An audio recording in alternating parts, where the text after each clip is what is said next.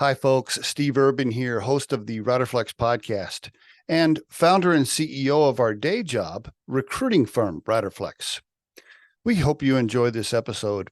And as a reminder, please subscribe to the podcast for updates and news. Finally, if you haven't already, check out the series of books we've published on hiring, interviewing, and overall career advice titled The Riderflex Guide, available on Amazon. And now, a quick word from our sponsor. Most homeowners don't have the time or expertise to properly take care of their home, which causes costly issues to arise. That's where Kira Home Maintenance comes in.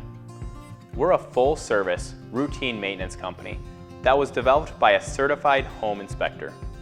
Each quarter, we service our clients' homes following manufacturer's recommendations to properly maintain all the necessary appliances. We provide the materials and expertise to prolong the life of your property, creating a healthy and efficient environment for your family. From top to bottom, we'll maintain and service your home.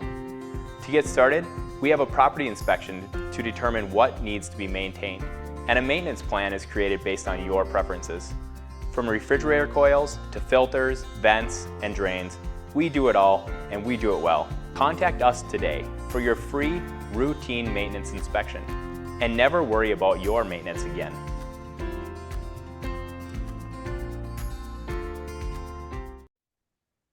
Rasmus Holst on the Riderflex podcast. Hello, Yes. sir. Good afternoon, Hello, sir. I guess. Good afternoon, I guess, Yes. for you, right? 4 o'clock or something like that? Exactly, Steve. Thank you for having me. Yeah, you bet. Rasmus is in Denmark. I'm in the U.S. in Colorado. We're recording this on the 25th of April, 2024. So we know each other through some mutual connections and Yeah. some people that have been on the podcast, Robin Daniels specifically. I'm anxious to get into the company and talk about that. Zensai, is that correct? Yes, and thank you for remembering that. It's only 15 days ago we were LMS365. Zensai. And by the way, isn't it like a Japanese cuisine or something? What is it named after a food, or is it named after a Japanese appetizer for a specific reason, or no? No, the way we've thought about the name was essentially we thought about the Japanese word sensei, which is mastery or teacher, and something that you cannot call yourself. You can only be addressed as sensei. So you can't just take that title upon you, which we feel is fantastic. Then it's obviously constructed a little bit. We use the Zen with a C, so as in calm. So we wanted to have the calm, the mastery, and then Sai, S-A-I in Italian is knowledge, and AI obviously is AI. So when you put it all together, it was actually calm, it was mastery, it was knowledge, all in one go, more than it was anything else. I see. Okay, that's a cool story. All right, I was wondering how you came up with the name. Okay, very good. But let's first let's find out about Rasmus. Tell us about yourself, my friend. The family, where you grew up, some early stuff, mom, dad, siblings. I want to know some early stuff. Go for it.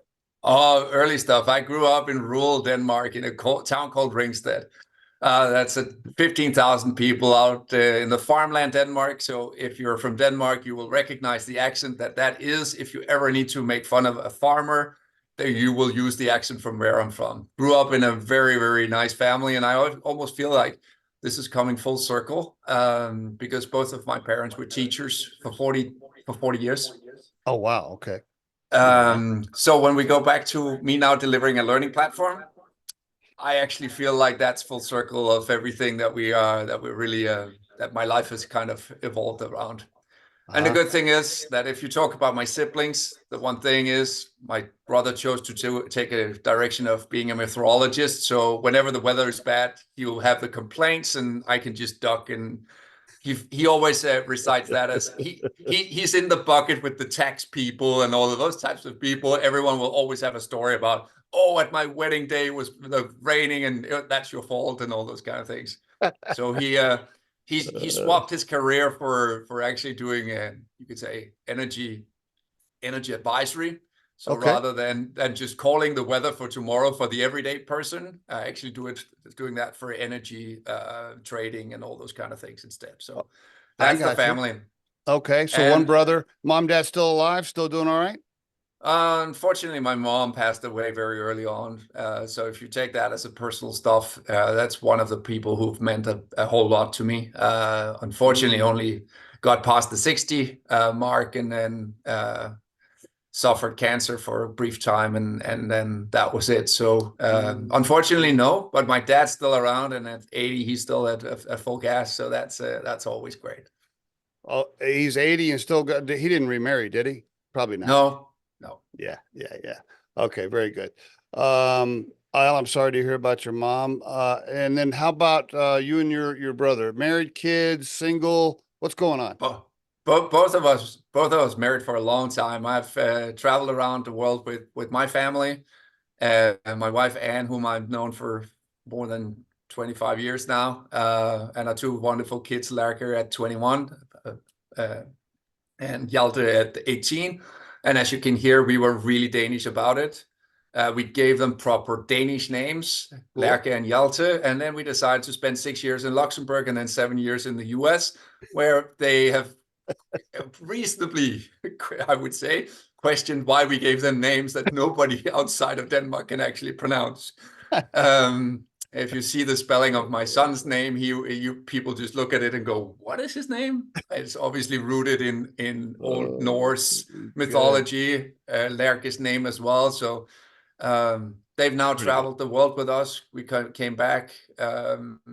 Even came back with a horse from the US. So yes, You had a horse. You had a horse shipped over on a boat from the US, really?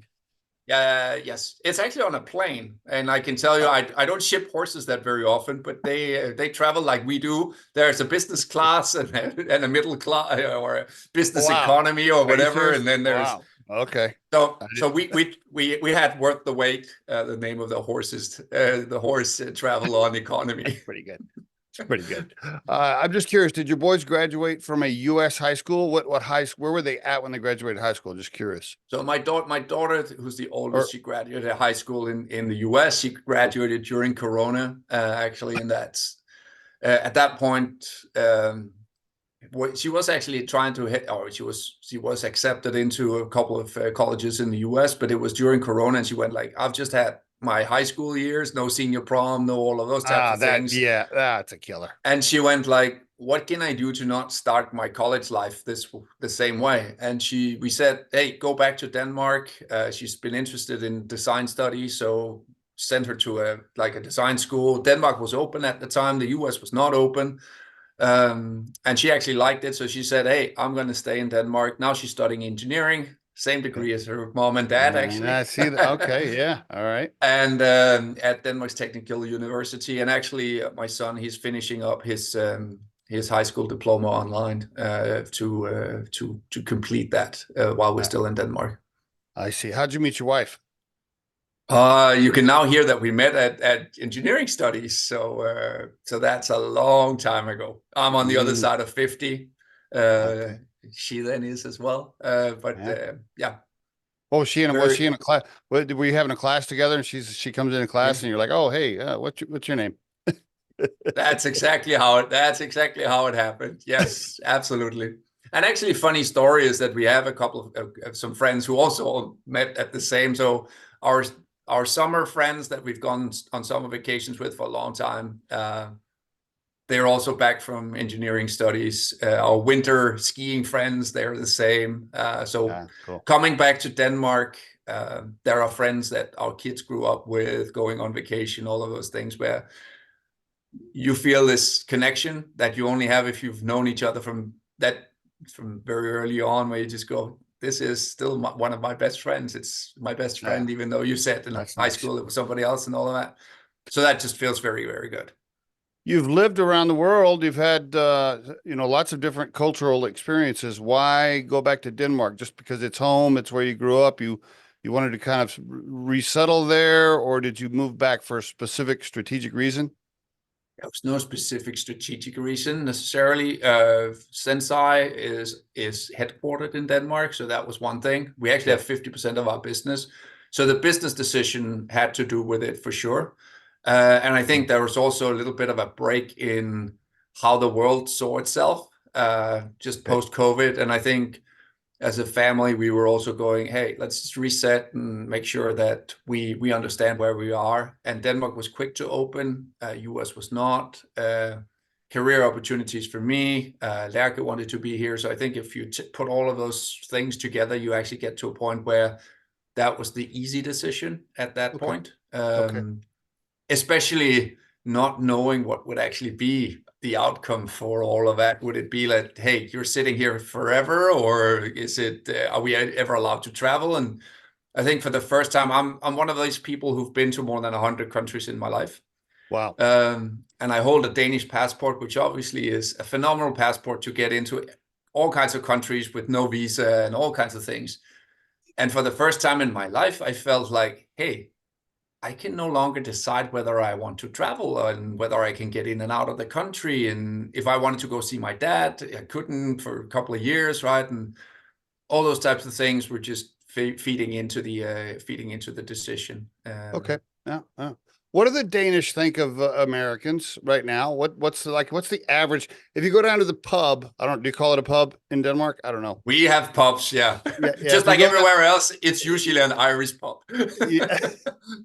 If you go to the pub, what's the general consensus about Americans? Like, what would they say? Oh, that's a difficult one to give a general opinion. I think the former administration did something to the thought about how we think about America. I always try to balance that out because having lived there, I also think that if you take the public opinion from somewhere, it is a lot of what you saw on TV, and you don't actually feel the soul of the people or the people who are there. I know that California and San Francisco may not be representative for the entire America, but what I saw in the people there were people who were helpful, who had a world outlook, who were caring about everyone else, who were better at organizing help when we had the big wildfires in Denmark. I mean, in Denmark, we would have waited until the system would do something for people. A generosity that when you grow up with a tax system is a different thought to it, where we think the system will take care of everyone. And when you're on your own in the US, you feel like you're part of a community. So for me, one of the things I try to take back home from the US is their ability to pass it forward or pay it forward. And always be part of the community, give back to communities that you're part of. Because in Denmark, we think about the country, and maybe it's because we're so small, we think about the country as the community. So if you pay your taxes, you're part of the community, and that's kind of it on your obligation. I think, again, the freedom of the US and how you think about that, you're actually forced to think about, I need to actively do something. I need to actively contribute to my community. And I think that I've taken back home. I keep that very tight in how I act. Obviously, coming back from years abroad and a reasonably successful career, I get questions from young startup founders. Can you give me some advice and all those kind of things? So for instance, my workday on Fridays, I try to get some headspace. So I don't go to the office and I try to get work done. But actually, my morning coffee on Fridays, I reserve for any young or old startupper who goes, Rasmus, can I get your advice? And I just go to my local cafe down behind me and go, I'll help you anything I want. And I always tell everyone, don't pay me, don't put me on boards, don't do anything like that. But when things don't go right and you feel like they're founders, everything won't go right. When you feel like when you feel like the world is against you, I want to be the first person you call. And I'll help you at that point. Much more than being on the board and sitting there and you'll be like, hey, I got Rasmus on the board and that's a trophy hire and all of those kind of things. I'm going, when it's tough, call me. I think that helps people a lot more than and that's one thing that I've taken back from the US. So more than the general consensus of what people think America is or what Americans think Denmark is, on the contrary, because I think that they also don't understand how this thing would work. Right. Yeah, exactly. Exactly. It's to take best of both worlds. So you came up on you know, the engineering degree and then the product side, kind of product slash almost kind of the IT side a little bit, but Yeah. then a little marketing, then a little sales, then some ops, and then pretty soon you're a well-rounded executive with all the functions. It looks like to Yeah. me, right? Walk us through some of your career. So I started my career out running to my first job interview. So this is one of those where people won't actually believe this. My first job was at Nokia. It was in the network department. That was when Nokia was selling 300 million phones. And I was kind of ready. I placed my CV. I had my wallet. I had my everything. At that point, I didn't have a mobile phone. That was given to me at my first job. And I go out the door. I close the door. At the time I go out, I was so nervous actually that I went like, oh, my keys are in there and my CV and everything. And I literally went like, I don't even have money to take a taxi or anything. And I Oh my thought, okay, gosh. maybe I'll break the window. And the only thing I could come up with was, it's only 5 kilometers. I can run. So I ran in my suit and my leather soles through Copenhagen to get to Nokia. They had 2 reception, one for mobile phone, one for networks. I was interviewing in networks. 1.5 minutes before I'm in the mobile phone reception, she sends me over. I'm there on time, completely sweaty. It was a nice summer, hot day. And literally the hiring manager, Sven, who I still hold very dearly, comes down together with the HR director, and they look at me and they go, what on earth have you been doing? And I went like, I ran. And the HR director looks at me and says, I can take this in one or two ways. Either you're super forgetful or you are extremely resourceful in getting out of issues B, that people have and you said B. It's B. And no, he actually said, and for the sake of this, I will give you the benefit of the doubt, so we'll go with B. And they gave me the job. I was lucky enough. It was at the time where Nokia had the difficulty finding engineers in Finland, so it was good. I got to start out in product management and actually a new build team. So we got 3 old geezers that had tried it before, that knew the game. Then there were 2 completely out of school ones. Actually, me and my best friend from school, and then there was the middle team. So I got into a team where I learned a lot from the beginning, and this whole thing about veterans and key players and all that kind of still sticks with me. A journey over a startup in Denmark from Nokia, which was kind of the first taste of, hey, this is actually fun to do startups. Because I always say that in US, you have the PayPal mafia and all of that got a lot of companies started. If you take this little company, and this is even a town that where I'm from, we would look down on and say, that's even smaller than us. Okay. But it was started there. But out of that company, actually today, the founder of Zendesk worked in that company. Mikkel Svane, the founder of One Login, Thomas Peterson, was in that company. Plus, I think we can count about 20 founders who've all exited businesses from that business. And we were the first company outside of North America to get $1 million in funding from Cisco themselves. We were building internet billing system. And I think at that point, you get this sense that, hey, we can do stuff. We were funded by General Atlantic and Index and Vertex, and you got into this, oh, this is exciting, this can do stuff. And you also, that was year 2000, so you kind of got to this where everything was growing, the other end of it, and ended up selling the business to Intech Telecoms from the UK, still at a 150 million as far as I recall. What a great experience for you. Awesome experience. Yep. Awesome. And you think, hey, then you think you can actually do something. And then from there, I went on to Oracle. And let's just put it this way. At this point, we have our kids. And we were the first to sell a service delivery platform. That was when telcos thought they would sell content and all those kind of things. Sold the first platform for Oracle to Telenor. And then at that point, I was just traveling around like crazy. There was always an important meeting. We had our young kids. And then transitioned out of that into something that got very career defining for me, which was the business of roaming in telco. And that's why I've been to 100 countries. I've actually had customers in every country in the world, bar one. What? Which one? You can actually guess. There's one country in the world that doesn't have roaming. North Korea. Oh, Yeah. Yeah. It Wow. used to Okay. be North Korea and Myanmar, but it ended up being only North Korea.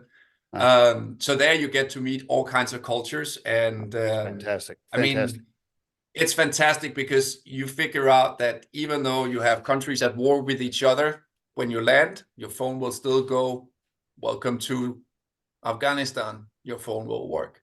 And that's because the people who work in this industry, they make stuff work across gender, religion, outlooks, where they come from, all of that. They make that work. They make a greeting work between a Muslim woman and a Japanese man, and they figure out the Japanese greeting is actually okay for both. And it's the best of humanity in that way.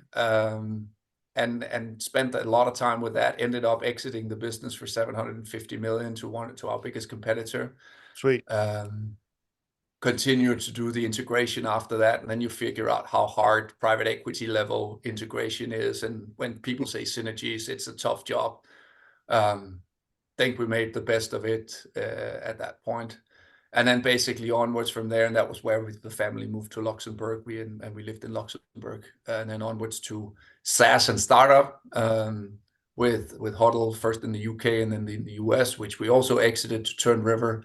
And then finally, Wire, together with Skype founder Janus Friis, and then onwards to a CEO job in Zensai. So that's essentially the journey. Wonderful career. Congratulations on a great career. Wonderful experiences, from the exits to the leadership roles, the cultural experiences, from the travel and the different countries. Big companies, small companies, a well-rounded career. Congratulations.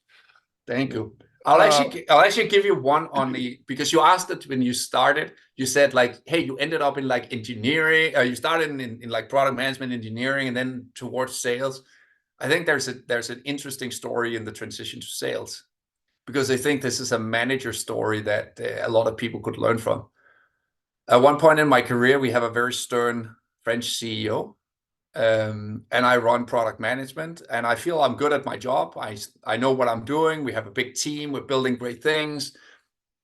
And one day he actually calls me and our CTO into the office, and he looks at both of us, and he looks at me first. And he was very French, very stern, elderly gentleman.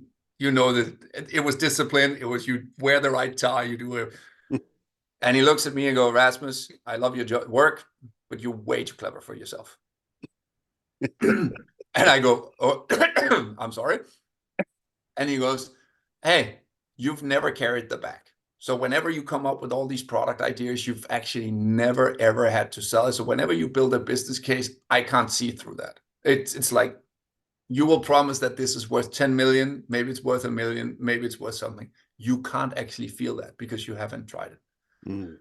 And he went, "You're, by the way, head of this region as of next week in For sales. Yeah. And by the way, also for the CTO, you are now head of product management, because you just built whatever you want to do. You never built what the customers want." And you go, and both the CTO and myself, we felt like, hey, we were great. We were doing good in the business.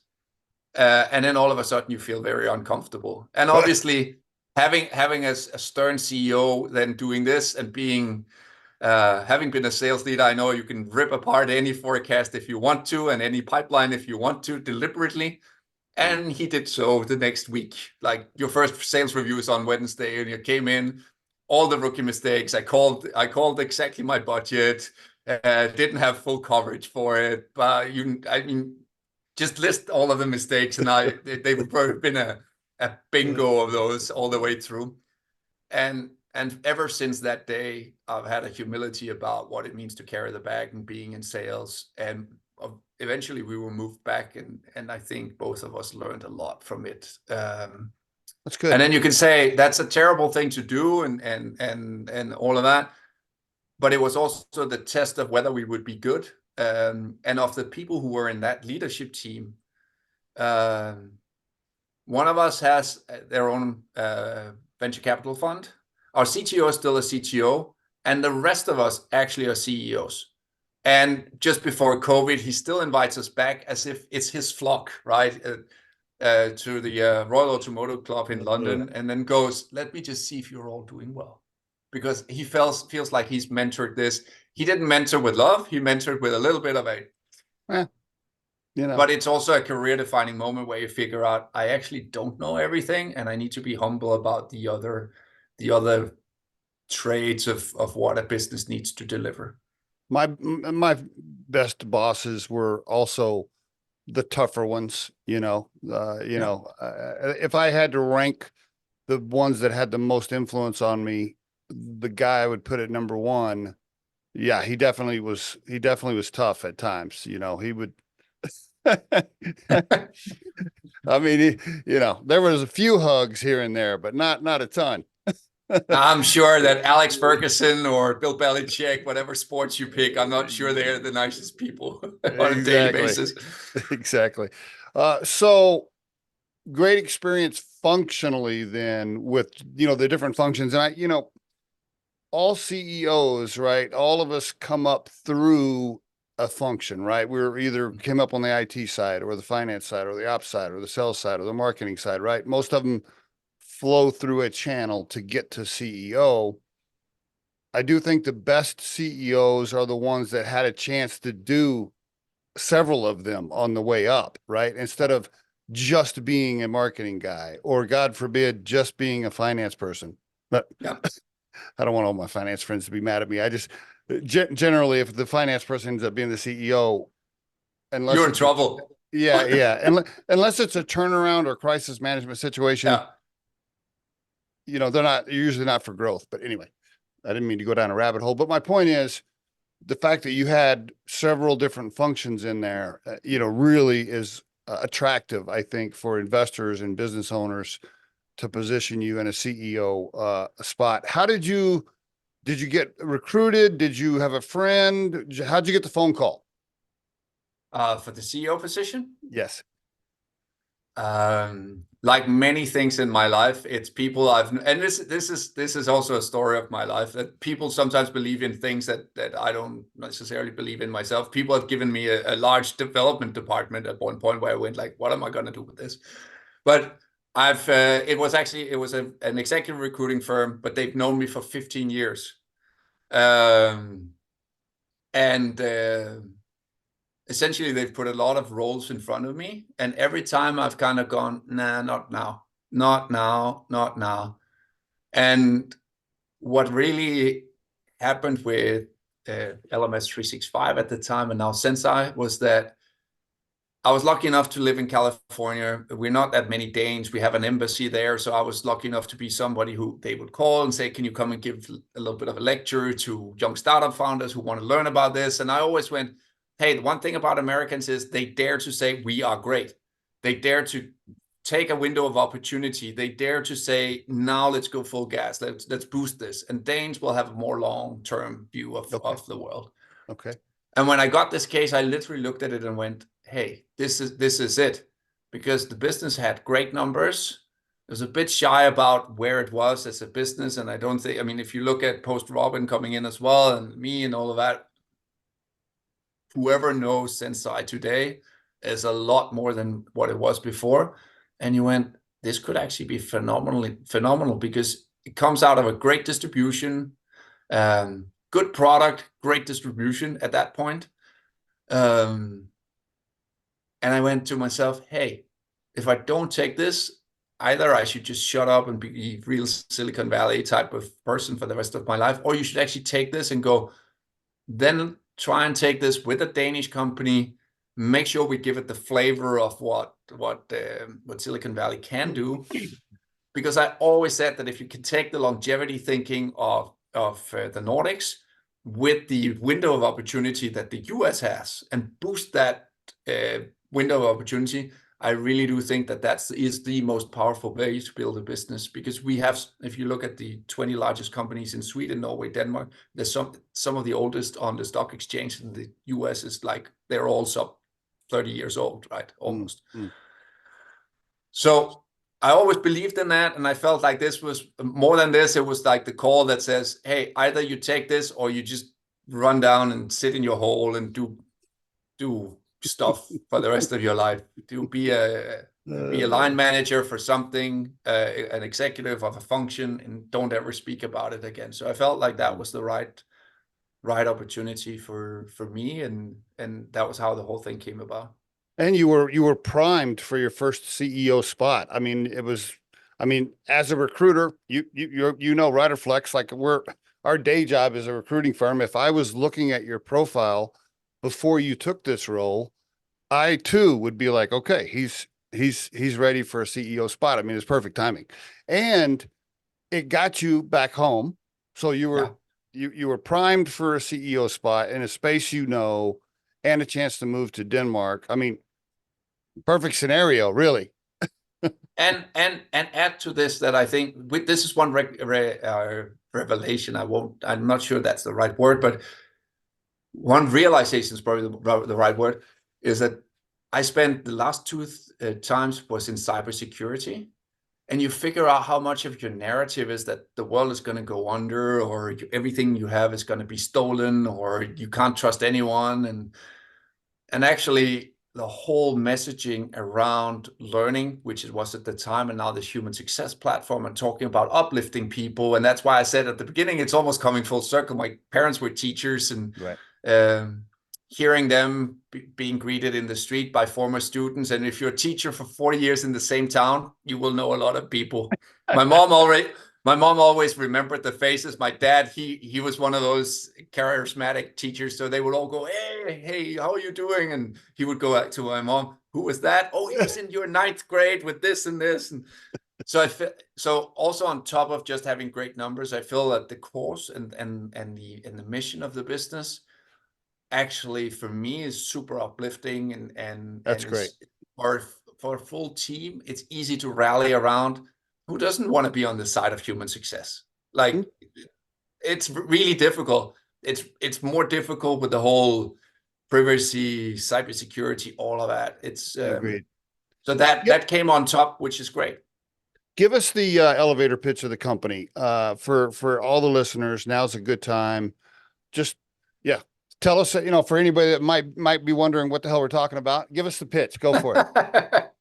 I'll give you the pitch. So Zensai is all about human success, and we see human success as 3 main components. It's learning, engagement, and performance. So that's our day-to-day products. They all live only within the Microsoft ecosystem. So we believe you should learn, engage, and perform in the flow of work. So where you are every day. So that's the baseline of what we do. And then you could say, try and unpack that for me. The way we think about human success is everything has been called human resource, and think about what that actually means. So you and I are just resources, but then think about your old customer support department. They've become customer success. So why are we vested as business leaders in our customer success, but we're not invested in our people's success? We actually believe that there's a transformation that needs to happen. And then we had this interim of people and culture. That was human resource added with kombucha and pizza and free foosball tables. And I think that only when you get to a point where you actually invest all of your business into how can I make you successful? How can I make Steve successful? And the weird thing is that performance, engagement, and learning are actually all part of that. If you have somebody who's engaged every day, who shows up to want to do the best work of their lives, you want to be a colleague of that person, and they create a better mood around them. You've interviewed Robin. It's impossible not to show up every day, and he comes in and it's like 200% energy, and like, we're ready to go, right? And if he then also meets his goals, you're going, that's the best thing for the business. And if he's learning, he's also valuable 5 years from now.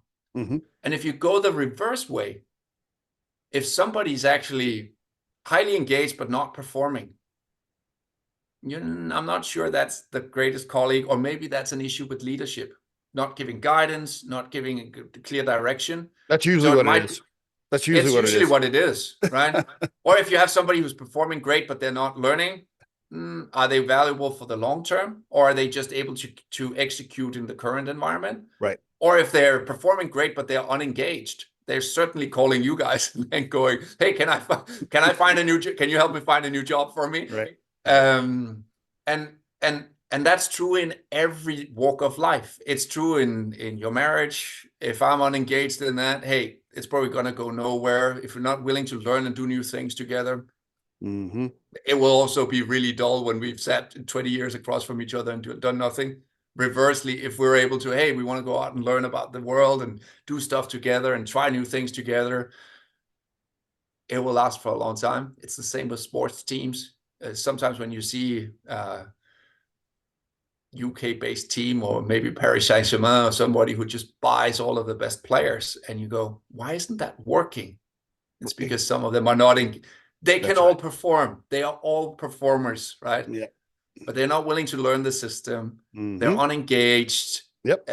Look at Ronaldo in Man United. He was still one of the best players in the world at that time, but he was unengaged in the project, and therefore he was absolutely not. Then he was actually deteriorating the team, right? So I think those three components are what we think about. And then we think about, we want to be on the side of humans. So we're trying to infuse AI everywhere we can. We don't want to be an AI first company. We want to do the things that when a manager responds to a check-in, hey, help them respond to this, or give them recommendation as to what training could be done, or how can you course correct this performance and all of that. And we actually want to be on the side of humans first, because I have no vision that there's going to be machines doing all of the work we can. I can only sell to you as human to human. If it's the Steve machine selling to the Rasmus machine, hey, it will never work. So we want to be on the side of humans. And I think the generation coming up, if I look at, we started out with my own kids, they require a different set of interactions than maybe you and I did when we were coming through the ranks.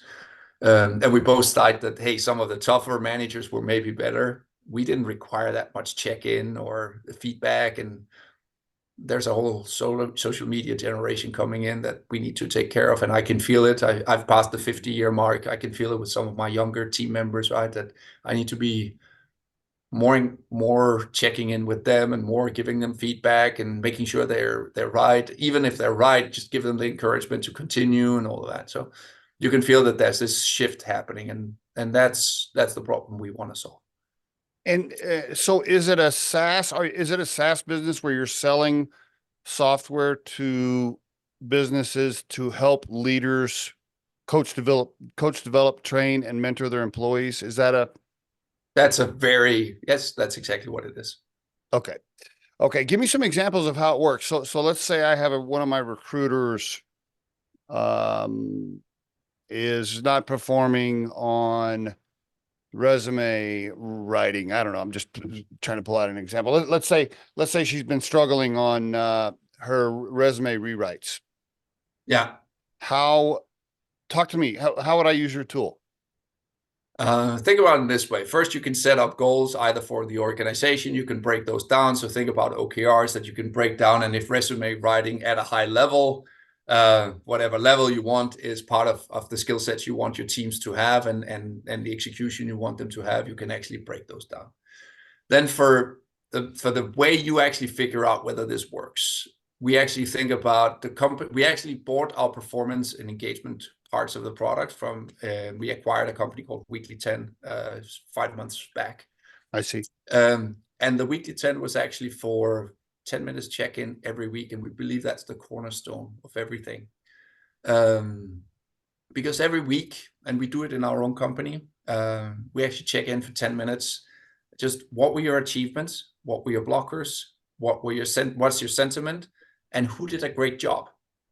And now, actually, if the person who's writing an awful resumes every week, they never get any kudos. And they check in that the blocker was that, hey, they don't actually have access to a computer. You might think, oh, I should maybe have given them a computer. If there are actually no blockers, but they're still terrible, you will actually know that, hey, I need to course correct this person. So based on that, you get that check-in every week. And you can also see the sentiment score. So sometimes, what if the person is 10? So they're really happy, but they're doing a really bad job, right? It's probably something to do with the course correction. If they're maybe a 2, maybe you might find that they don't even like the job. They are in a role they didn't want to, or there's maybe even something outside of work, which is for a leader, very often, I mean, we very often overlook that as a course. And do you So get that? Do you find that out because as the leader, I'm pretending like I'm holding my phone. You're looking at the software, and the software is giving you indicators saying, "Hey, Sally, it may not be happy in her role because of we're seeing these signs or these behaviors." Yeah. Is that? Yeah, exactly. And also what it really is you allow the person to check in. And I've had people in my team, I did maternity cover for my CMO, so I didn't really know the team. And there's someone in the team who says they actually feel comfortable enough to write, I feel a bit overwhelmed with tasks. And she does that on a Friday. We meet I can take course corrective action. And on Monday, we have a meeting in the morning. I move a bit of things out. We talk about it. And it turns out that she's the most lovely person. She would never say no to anyone. So it's her list of things to go through is just like grown to this. And she's feeling like, I can't tell anyone. And the only thing we really did is we did a dark slide and a light slide. And we moved like 3 things or 4 things to the light slide. And that's what you focus on. And then when we had that list, we took one more thing off and said, if you just do these things, you're a success. And if you then can do 2 things from the other thing, you are mega success. And after that, she went back, she executed, and all of a sudden in like a proper 10-hour work hour span, we fixed the issue, right? So and I'm sure and you coached her, of course, on how to say no. Stop saying yes all the time, Mary. and no, but it just becomes the habit, right? Of put everything on the black slide first and then move the few things over to the light slide that I want to be doing, right? And that was the coaching there. But if you do that for a whole year, when you do your performance review, you don't even need to sit and remember. I've done these performance review where it goes, what did I do in January? Oh, of course. Yeah, absolutely. Yes. And all of your check-ins for the whole year actually comes through, and with AI, you can either auto-generate it. Oh my gosh. Okay. And you as the leader, you can also get like, here are the highlights and the lowlights of Sally's journey through the year. And so your prep is literally go in there, ask for the performance review to be ready, whether you do them quarterly, monthly, or anything. Oh, okay. The system will even set up your performance review talk with Sally automatically, give you an agenda. And then on top of that, you start to have, based on the weekly engagement, we can assign learning. So if you've set yourself a goal to become a manager and you've agreed this learning, whether that's in-person learning, whether that's online learning, all of those kind of things, those things can go back into the system and you can see the progress based on that, and they can report on that. And then here comes the... I want to ask you something. I want to ask you something here. So this is drilling down a little bit. So for example, I'm doing my check-ins or whatever, throughout the year. And 2 or 3 times I have told Mary, hey, look, when you prepare the resume, make sure there is a link to the LinkedIn profile underneath the phone number of the person. And let's say I've coached her on that a few times. I've told her to do it. All right. 6 months later, I'm getting ready to do a review and I'm trying to remember, I'm pretty sure I told Mary to do that, but I can't remember when. Can I ask the system, like, hey, didn't I tell Mary? And then the system's like, yeah, you told her on this touch base and this touch base. Is that? And I'll then reveal my own shortcomings to you as a leader, because at the point we started looking at weekly 10 as an acquisition target, I obviously did what any C-level executive would do. He huddles his own team around him and goes, we may be buying the company. We will try that product out as our team. And after a week or 2, I flock everyone to check in, and everyone, oh, okay, we'll do this. It's important. Everyone checks in, and it runs for a couple of weeks, and all the scores are great. Everyone's actually happy, and everyone's all of those kind of things. Except we have one. There are 6 scores within the system, and one is called feeling valued. And that one is low. And I'm thinking everything else is fairly close to 10. I feel good about the scores of the team. And that one's fairly low. And I now have to figure out a way to ask the company what's the reason for this? And I ask, and actually Andy, who was the founder of Weekly 10 and now our EVP products in Zensai, goes like, Rasmus, are you responding to anything? And I go, no, I just take this, I read it, and then I have it. And he goes, no, but this is the system. It actually holds you accountable as a manager to respond back. Ooh. So the thing is, the other way around, if Mary had told you 19 times that she doesn't have a LinkedIn license or whatever to recruit her, you would go like, hey, but Steve didn't react to Mary here. And then where we at? So actually, I figured out that the feedback loop is as important. And I think that's another part of how we've designed the system. It's not just everyone. I think you might have been in roles as well, where I had a role where I wrote like a 3-pager every Friday. And I just knew it. I could have written there are free donuts in the canteen every Thursday, and nobody would have noticed. It went to an archive somewhere. But it actually holds both sides accountable, both reporting up, but also checking in down. I like it. Which I think for leaders is becoming a real skill that you need to be really good at. You know, you said something earlier and I wrote it down. You said we don't want to be an AI first company. We want to be a human first company. And I wrote that down thinking, okay, what does that really mean? Like, what does he mean by that? But as we've now had the conversation, I'm seeing what you have clearly said, hey, we're going to use AI for these tools. Yeah. But the AI is a support mechanism to help you be a better human leader and use it and use the AI information for your human engagements. Exactly. You know, I can see that as we're talking now. At first I wrote it down and I was skeptical, but now I'm like, okay, no, I get it. I get it. Think about if I read out the AI transcript for our podcast, it wouldn't be interesting, right? Hello, I am Rasmus. I have been a CEO of for 27 months. Then it becomes very static. And I think I still think that every person can smell that. Yeah, I agree. And you can smell if a leader is like that, it's not a great place to be. And then I will say this, the last thing, this is actually the power of people. When you use the check-in function, there's this field where you can actually do kudos to your teammates.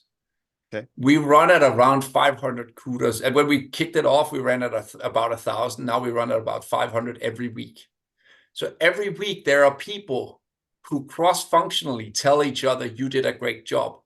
And you know what the greatest thing is? It's not always the line managers or line reports of your direct colleagues. Sometimes it's someone from marketing telling the team in IT, thank you for fixing this for me. That's or cool. it's all of us. And actually, it builds a weird sense of togetherness and a motion where people feel like, hey, I also want to give kudos because I like getting them back. And I think for organizations, you often have these quiet people that are just instrumental to how you build the business. They're the ones getting a lot of kudos, but maybe doesn't rank very high on the promotion scale or whatever, the talent marketplace or things like that. I still think that's valuable. Oh, big time. And those introverted people, they secretly love those compliments, even if they don't say anything. Yes, absolutely. So I will give you a story about that. Actually, my former CFO, when I joined, she will openly say I was just the accountant. She's called Lona, and she's the perfect example of how far you can get on engagement and grit and willingness to learn. Because she was an accountant, but she's been a CFO taking a business from 0 to 18 million in ARR on her own, almost with a team of 2. And nice. She was never a trained CFO. So obviously, when we needed to go out fundraising, we didn't have all the documents, but the company ran all the way up until there on Lona's power. She told me when I joined, I'm not the CFO for the long term. I'll be part of the team finding someone else. And I post a lot on LinkedIn. Obviously, I'm on the team with Robin, so we use that extensively as part of building the brand and building all of that. Yeah. And as we have a set of executive photos, I run in behind Lona. I just jump behind her, and the photographer actually looks at it and goes, "I'll take this." And Lona goes, "You can't use this, and you will never use this," and all of that. And I go, "Don't you worry." I write the photographer, "Can you send me the picture?" And I wait 7 months. And at that point, I go on LinkedIn and I go, "Let me just here's to all the Lonas out there. She shows up with grit, determination. She did That's all awesome. of this, all of this. Great stuff. And the crazy thing is, more than the new CFO post, more than posting that our new board member is a former executive who reported to Steve Ballmer and Bill Gates, the Luna post went completely viral because everyone went, I want to be on the team with Luna. And she was like, and here's to your point of, she was going like, you never do that. You will never do that. But secretly, she just loved the fact that her post has more likes, more engagement than the CFO whom she reports to today. That is a cool story. By the way, you and Robin both do a fantastic job with your social media for the company and for yourselves. Excellent. I mean, you are a case study, you and Robin both, for how to properly manage your business and personal image online. Great job. A really great job. Thank you. I'll say, if I can give you 30 seconds on this, I know we're coming up on time. The weird thing is, everyone in the company now feels that they are allowed to be part of it. Robin and I are actually most proud of how many other people show up with stories now. Cool. We have people who post about being neurodivergent, and we have the rest of the team supporting her and going, yeah, you're doing great, everything. We have people who have their own little thing about coffee and business ideas and stuff. Everyone's supporting that. We have one who has his own podcast. But the love really is in the comments. And when you see everyone else in the company going, I support you, I support you. We've almost created the online version of our internal engagement tool. And I've promised one of my employees that I will do her performance review entirely off the LinkedIn profile, just because she's the same. She goes, I don't want all the praise. I just want to be here, and I'm happy to be cheering for the team. And I go, but look at how many people cheer for you. There's even people who've done a sticker of what would Erica do that we run around with, and half the team has on their computers, right? And she's, again, same type. I don't want the praise. I just want to be helpful. Yeah, that's really nice. That's awesome. Hey, I want to ask you one more question just got a few minutes here, and I could actually bring you back to the show and we could do a whole hour on this topic. So, but I'll get your 2 or 3 minute summary. Switching gears just a little bit on, there's so much talk about AI, right? I mean, AI and the development of AI and robotics is the hot topic on planet Earth right now. And what's going to happen? And are there going to be millions of jobs lost? And is AI going to replace all the humans? And blah, blah, blah. Super hot topic.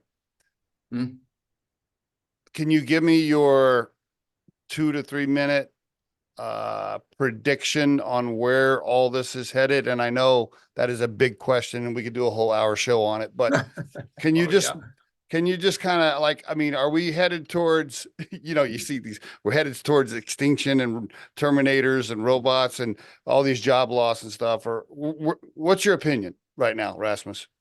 Right now, I don't think so. I think there's an initial hype before AI has actually proven itself. And I think the hype curve that Gartner has that goes like, and then settles somewhere is real, right? I'm old enough that there's been plenty of things that would change the world completely. And at one point we were all going to live in Second Life, right? And everyone bought like a property at Second Life, and we would have this alter ego that lived there, and 5 minutes later it was gone and it was worth $0, right?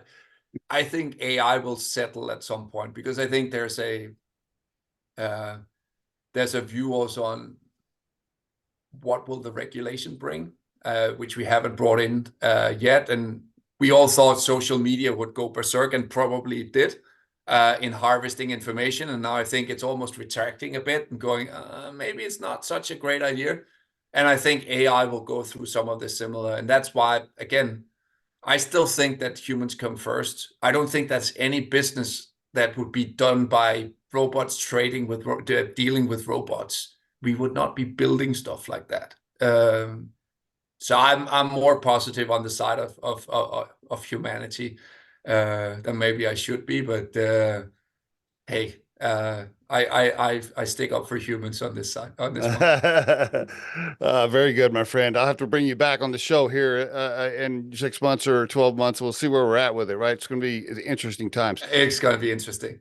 I want to just, for the listeners, Zensai, Zensai.com. Yes. I want to make sure that they go check it out. I forgot to ask you, I apologize. Small cap, mid cap, large companies, who's your target?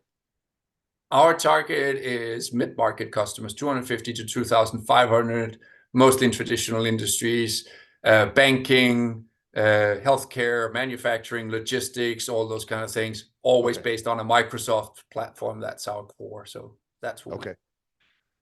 Thank you very much, sir. Really pleasure to meet you and have you on the show. Steve, it was fantastic being here. So thanks for a great conversation.